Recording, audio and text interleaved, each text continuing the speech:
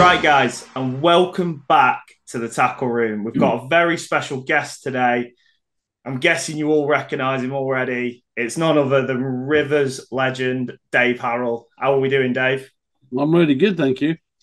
So, I'm stacked out. I'm stacked out with work. I'm stacked out with trying to prepare for fishing. Um, it's strange. My life's really strange because the busiest time of my life for work is also the busiest time for fishing. So this office that I'm in today is it tends to sort of convert into a tackle room around about 5 o'clock. which is obviously the title of what we're doing today. So it's really Absolutely, it's really in keeping. So, yeah. Dave, for the people that don't know Dave Harrell, what's your sort of background in fishing, Dave? What have you been known for? What have you done in the Oh God. industry? I started fishing when I was 5 years old. Dad and granddad got me into it, and bit by bit, we progressed from like canals to rivers. And as it went on, rivers just became my passion. Very early on, actually, okay, it happened. I was probably 8 or 9 years old, and I much Wow. preferred to go on water that was moving than sort of stood there in a lake or Yeah. a canal. And I went through a club circuit. I mean, when I got into my teen years, joined a couple of clubs, eventually sort of progressed into the open circuit, and the rest is history, really. I've been lucky enough to represent England over a 10-year span, which were great. I got gold medals, silver medals from that. Won quite a few, big national sort of titles. And I've really enjoyed the whole journey along the way. It gets more and more. I mean, I'll just give you a little poor example. I always do when I'm working out my matches for the season. I always do something. Mostly it's on computer. I'll make some notes, and everything that's marked in red dots is Wow. my matches. Right, there's July, Yeah. and there's August, and all of these end up in my phone as well. And it's like, it gets more and more and more as we get older. I mean, we created some great events, and I wish we'd have had these events when I was younger.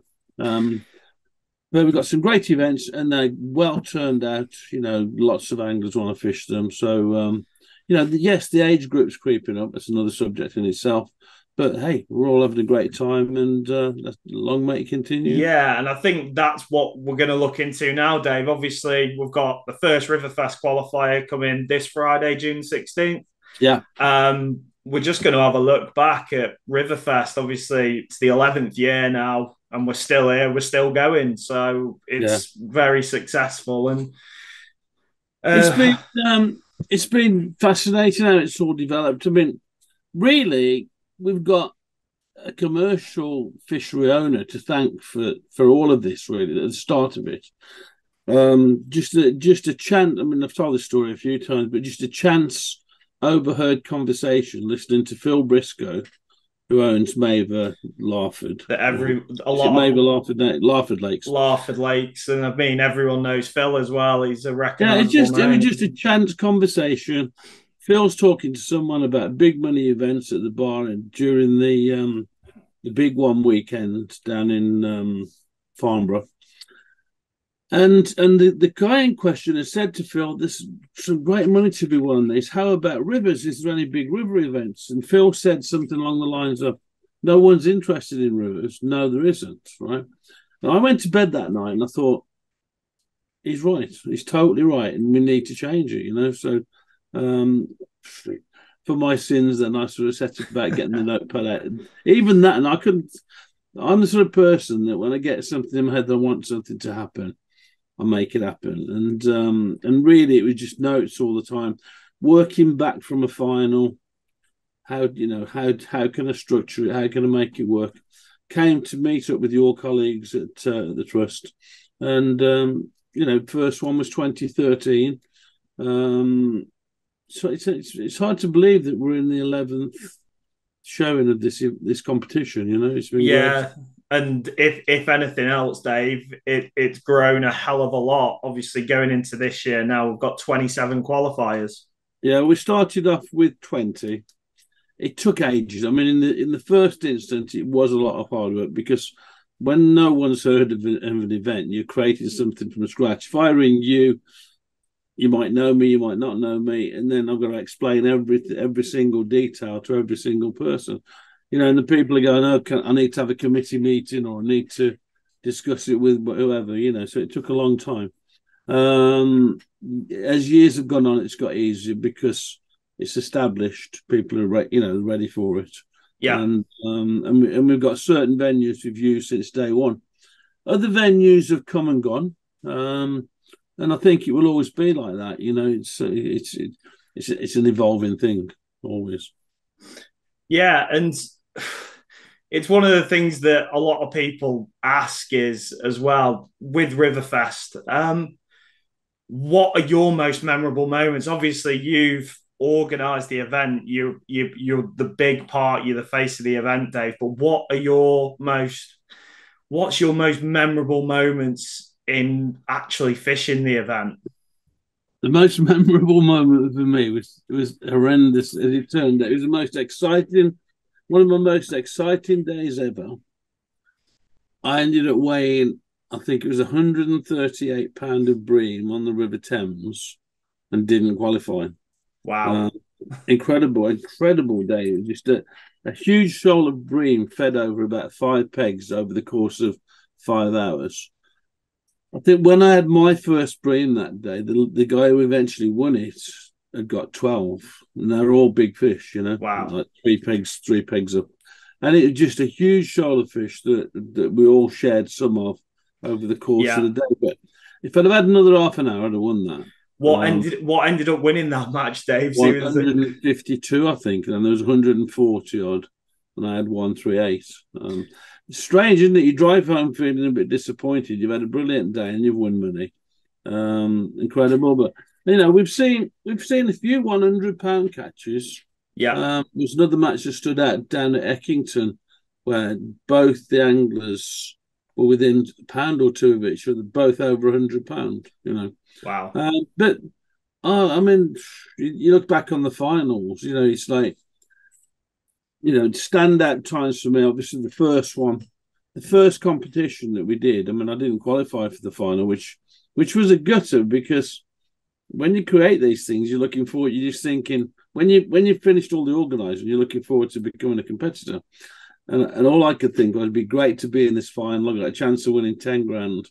Yeah. Never once did I think I wasn't going to qualify, and I didn't. So I ended up as a spectator. But we had a bookmaker there that year, and I had a bet on an angler to do well on day 2, and I won about £800. Oh, nice! He won the match, right? So I've had a bet on a peg, the famous peg 96, which is even better now. And the angler in question, Scott Jeans, won the match, and maybe it wasn't that year, thinking about it. Anyway, it's one of the years, and I ended up winning 800 odd quid, probably more than the guy that comes for a 6 in the match. Right. But we've had some real outstanding battles. Some great performances. I think RiverFest, if nothing else, has raised the standard of angling. You've got such a lot of good anglers out there now, and they know what's at stake. They prepare well, and then it's a case you always need luck as well. You need luck along the way to get through. Yeah, and you need luck to win the final. But if you're not prepared, then you ain't going to get through to that final. Simple as that. So exactly. And we spoke to Lee Edwards a couple of months ago after his win, obviously last year, and one of Lee's comments was, and it sat with me a lot, was the fact that it's probably the hardest final to win. But with the 2-day format, you need you need to fish 2 different well, as Lee said, he fished 2 completely different matches over the 2 days to get the job done. I mean, what we're seeing in a lot of the matches, big fish in the finals have played a big part, particularly the last 3 years on the Trent. And then day 2 really is a case of thinking, how do I consolidate the lead? But then last year we saw anglers catching big weights of chub on day 2 and barbel. So it's Yeah, nothing's for certain. But I mean, the good thing about the final now is that we pay out the top 15 anglers, which right? is So very deep.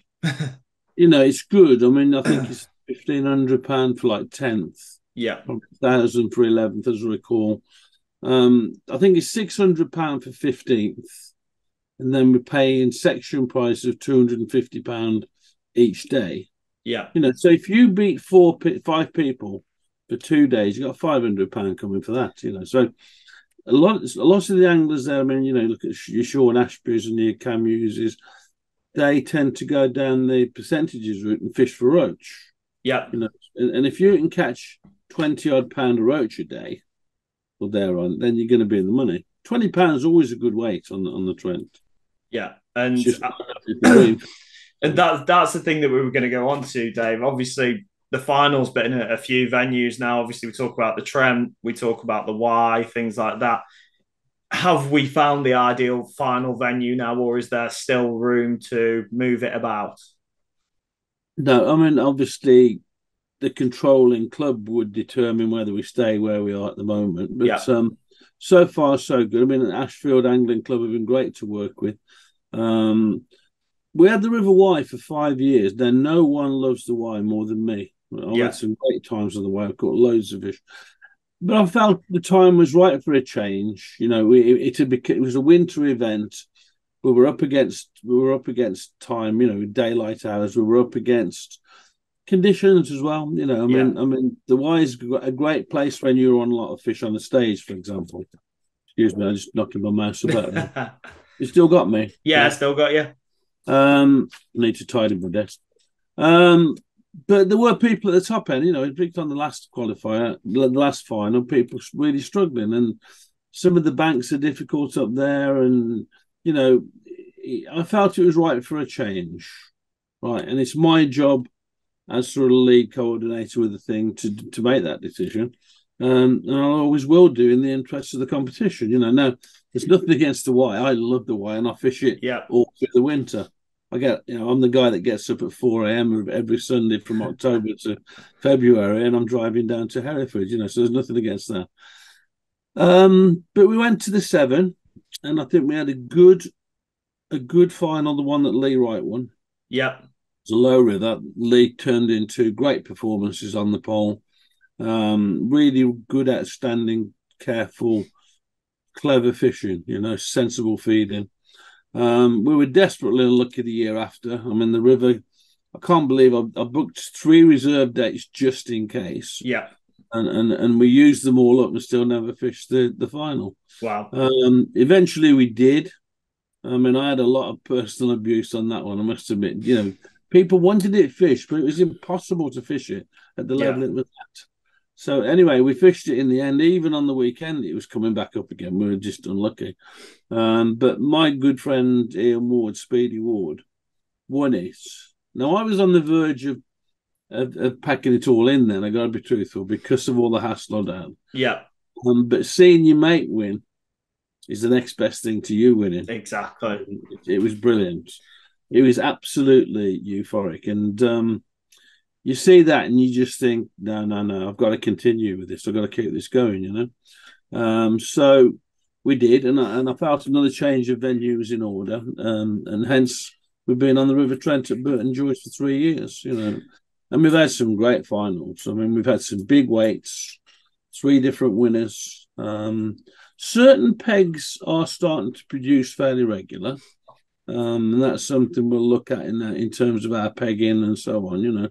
Yeah, But I think personally, I think it's a great thing that big weights prevail or can prevail. Because I always want this competition to suit everyone, and I want anglers that come along to watch it to look at it and think, I can do that.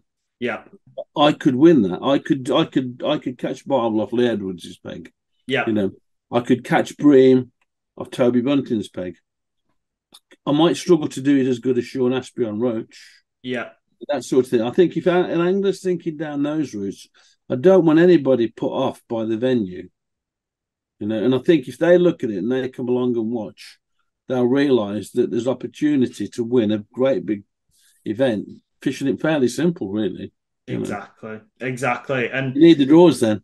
that's it, and that's fishing for you, exactly. And I mean, all these big finals, you need a bit of luck to actually do that. And Riverfest, you need 2 or 3 bits of luck to actually get the pegs on the day to get anywhere near it. So we'll talk a little bit about the qualifiers for this year, Dave. Straight away, I mean, Evesham, we have used Evesham in the past, but not this early. I mean, some changes that we've done this time is that I've introduced some midweek qualifiers. Yeah. Really, we work on quite a tight window with RiverFest. I mean, it goes, from June the 16th to September the 16th, 17th. You haven't got a lot of time to fit them all in, as much as possible. I try to avoid, if I can, more than one match on a day. Yes. Right. And the best way to do it this time was to spread out on some midweekers, And as has been proven, we've got some 80 peggers on Wednesdays at like Newark, and they're sold out. Yeah. Evesham, I'm glad we've got Evesham back in, particularly as on the opening day, because obviously no one will have fished it for months, right? So no one really knows what's going to happen on that match, Local star Lee Gardner, who runs the matches there with Diana, who owns the water, he sorted all the pegging out for us. And again, you'll need a little bit of luck, but I mean, things can happen. We had a lot of rain here yesterday, big storms here yesterday, and if that happens again before the match and we get colour, expect bream to show. Yeah. And suddenly you don't know what the weights can be then, That's it. If I could pick a peg, I'd go for number 35 on the Eastbourne, please. But I think a lot of people would do the same. But that's it. Yeah, great to be back at Evesham. I know that we've got 2 new qualifiers on the Trent. I think we've got the one of Gary Rogers' stretches, I believe. That's right, and the Ingleby and Cuttlebrook section. The golf course at Branston. Yeah. That's a midweeker. We put the Burton-on-Trent one as a midweeker.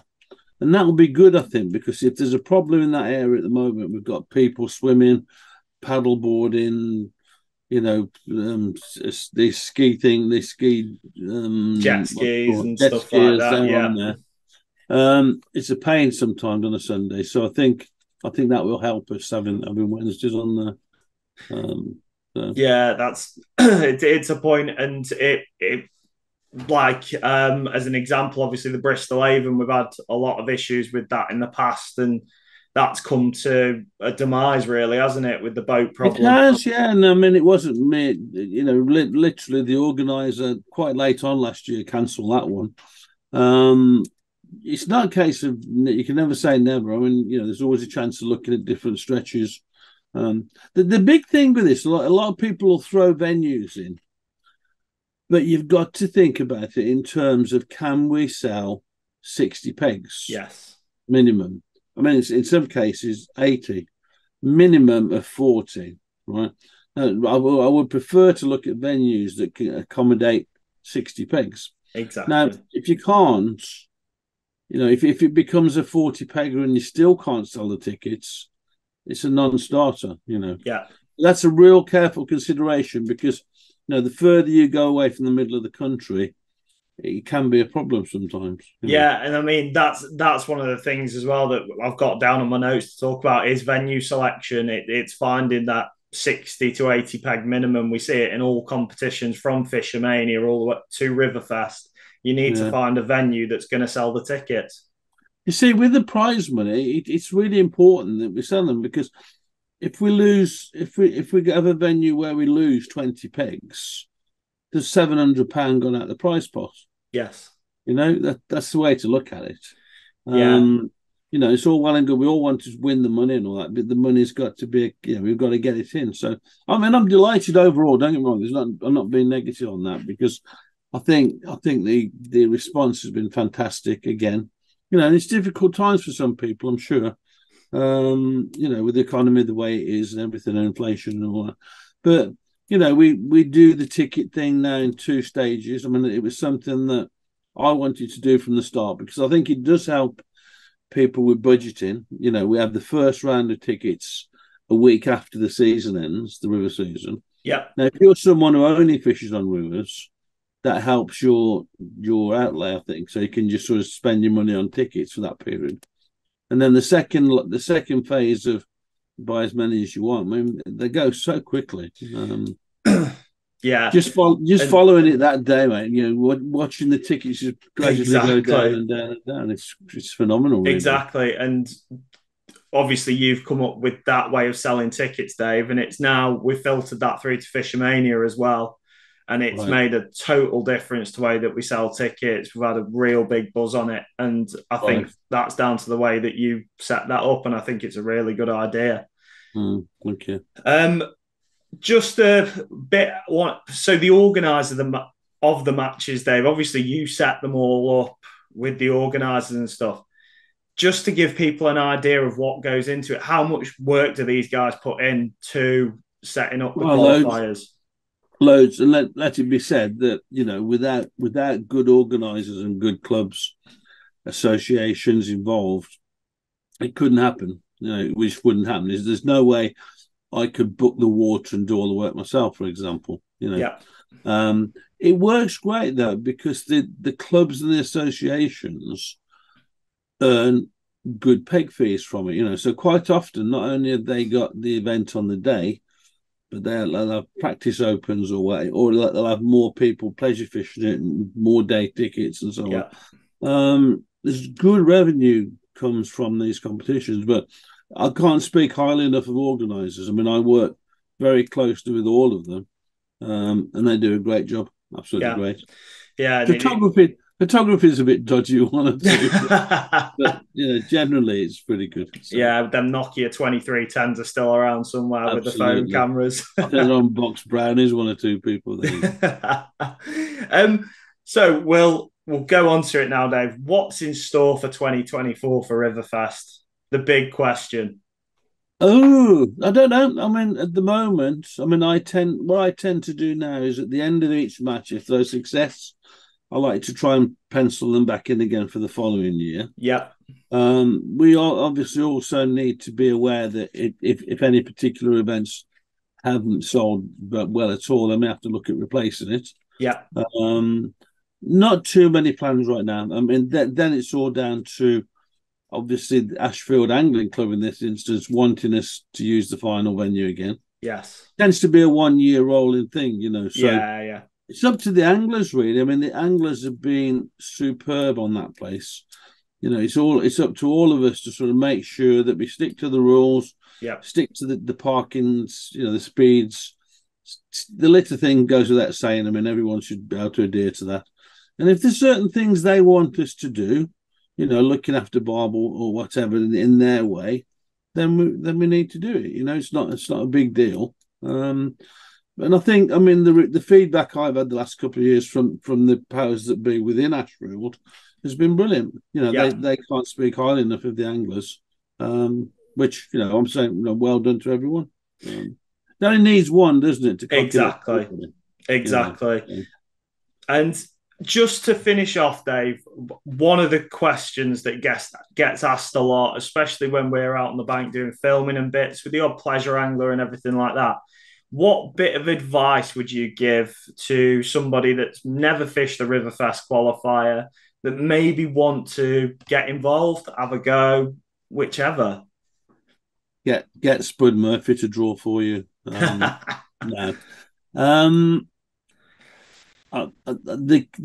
There's an obvious answer to it. I mean, I would say the very, very best way is to watch qualifiers. Right? Yeah. There's certain venues in your area where there's a qualifier being hosted and you feel a bit nervous about entering it, or the tickets have gone now. Take some time out, have a day off from your own fishing, go and watch. Sit and be courteous, don't affect people, don't skyline people, but try and just pick out a few people who might be catching a few fish and just watch what they do. And then at the end of the match, talk to them, talk to us. You can glean so much information from watching, and certainly in the final. I mean, the final I can't think of anywhere better to learn from. All sorts of methods. Feeder, long range feeder. You got barbel feeder. You got bream feeder. You got all sorts of float tactics. Yeah. You can watch a whole thing now. You imagine having a whole weekend up there. You can have a damn good time in the evenings, and you can watch every match from sort of 11 to 4. Yeah. That'd be my advice. I think otherwise, if you're just going into it cold and you haven't done a lot of match fishing, you'll be gobbled up a little bit, I think. Yeah. Yeah, totally agreed. And I think that's probably one of the best bit of advice anyone could give, especially with river fishing the way that it is. It's a hell of a lot different to fishing lakes and canals because it is moving water. So, but yeah, I think we'll end it there, Dave. I'd just like to thank you for coming on. Also to wish you luck in the qualifiers. Thank you. Hopefully we can make the final this year. I want to qualify. I'm going to qualify on the first one at Evesham. Yeah. I'll get a refund and all the other tickets, and then I'm going to go to the River Calder the next day with a big cigar and a glass of champagne. That'll be perfect. But what I think we'll schedule in, Dave, just to give the guys a bit of a thingy before the final this year, what we'll do is we'll set up another one of these Zoom calls with some of the potential heavy hitters, as we'll call them, and we'll set up a new meeting and we'll do episode 2 for RiverFest. So definitely. And the other thing, one last thing I'll point out about picking up on getting into it is look at our Facebook page. I've worked hard, and we get all this information. We go right back to year 1 with all the results. Sometimes they're really, really in depth. With the whole board thing. Other times it's just the main list results, but you've got all the weights, the venues, how people caught. Just spend some time looking back on it because you'll pick up so much information. Exactly. Yeah. And what I'll do for that, Dave, in the YouTube comments below, we'll drop the Facebook page right below in the comments, guys. So drop us a like and subscribe on YouTube, on Facebook, and get all the information you need. What Dave's saying, look at the results and get the results you need. But other than that, Dave, thanks for coming on, and good luck to all the anglers that are competing all the way through the RiverFest season. I'm going to get back to my fishing floats now. Thanks, Dave. Cheers, mate.